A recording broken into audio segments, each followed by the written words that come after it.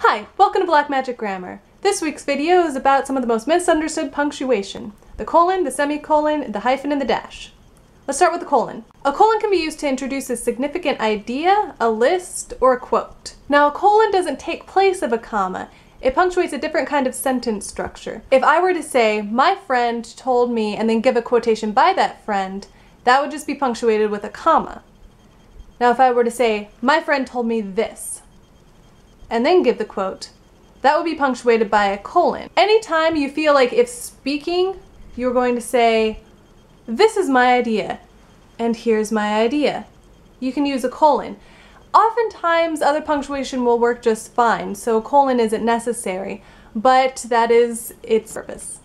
A semicolon can do two things. The first thing, it fixes a comma splice. What is a comma splice? It's when you have two complete sentences separated by a comma. Putting a semicolon just in between those two sentences isn't always and isn't usually the best fix. Most of the time they'll work just as two separate sentences. Sometimes you can add but, and, or to make it a better sentence.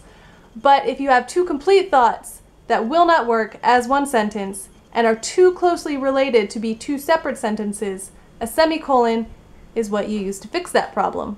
Now, the second thing semicolons do is they separate long lists. These are lists that already have commas. If I were to say, I just got new dishes, I have bowls that are green, yellow, and blue, plates that are green, yellow, and blue, and cups that are purple, yellow, and blue,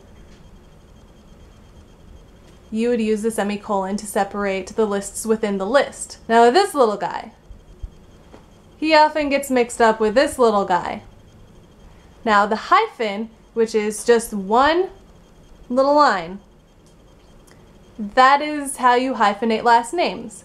You might hyphenate cities like Mr. I told you so. Hyphens are often used to connect two words to make them one phrase, such as bystander. Before it was one word, it was by-stander.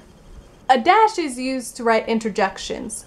So if I were to tell you, I have class today. Oh shit, I forgot to do my homework. You use a dash. Dashes are pretty strong punctuation. They're a louder punctuation than commas or parentheses, and it's something that you want to use less often. I would recommend against using them, but that's just my opinion.